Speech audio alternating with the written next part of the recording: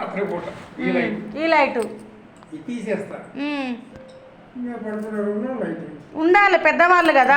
చీకటి చేసిన తర్వాత అన్ని లైట్లు తీసేస్తా. వంటింటో లైట్ మాత్రం ఉంటుంది, ఆవిడ లైట్ ఉంటుంది, దేవుడి వేలు ఉంటుంది, ఇక్కడ ఒక లైట్ ఉంటుంది, ఇక్కడ ఒక లైటే ఉంటుంది. ఈ లైట్ ఉండదు, ఈ లైట్ ఉంటుంది. ఉండాలి లైట్ వచ్చిన తర్వాత అప్పుడు ఆ లైట్లన్నీ తీసేస్తాం మొత్తం. ఈ ఒక లైట్ దేవుడి గదిలో లైట్ హమేషా ఉంటుంది. కరెంట్ పోతే తప్ప అవునవును 24 hours బల్బు వెలుగుతూనే ఉంటుంది. ఎందుకంటే వెనకట్లో సాయంత్రం కూడా దీపారాధన చేసేవాళ్ళం. ఇప్పుడు నా వల్ల కాదు.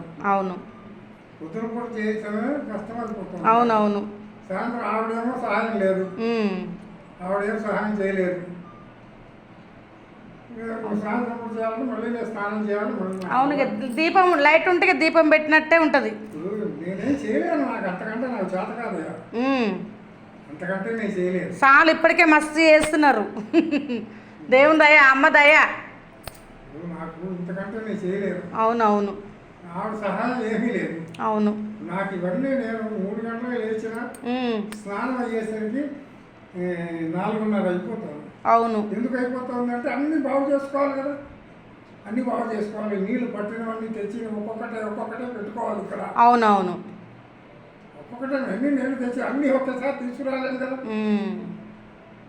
2 చెంబులు నీళ్లు తెచ్చి పెట్టుకోవాలి, దేవుడు అంతా మందిరం అంతా బాగు చేసుకోవాలి, మళ్ళీ దీపాలను ఒత్తులు వేసుకోవాలి.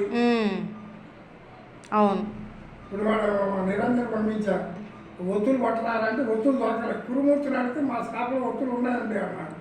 ఇప్పుడు వీడేమో అడగడు. ఇట్లాగే ఉంటుంది. అదే నేనే వెళ్ళగలిగిన ఒప్పుకున్నాను అనుకో, నాకు ఈ కష్టం లేదు. ఒక విషయంలో అన్నీ వచ్చాయి. నేను తెస్తే ఇచ్చేవాడికి డబ్బుల దగ్గర వాడికి ఇచ్చేది ఎన్నిసార్లు అంటే ఇస్తాను. డబ్బులు ఉన్నాయి, వాడి దగ్గర 200 రూపాయలు ఉన్నాయి. ఆ ఒత్తి ఎలా ఉండాలో కూడా చూపించా. ఇది ఒక మోడల్ ఒత్తి ఇచ్చా, ఇంకంతకంటే ఏం చేయను, అంతకంటే ఏం చేయాలి. అంతే, బాగానే చేస్తున్నారు మీరు. ఇప్పటికి ఇంకా మొక్కాల మీకు. నాకేం మొక్కాలి అసలు, వాడు అలా ఉంది వాళ్ళ పరిస్థితి. అంతే అంతే, మోడల్ ఇచ్చినా కూడా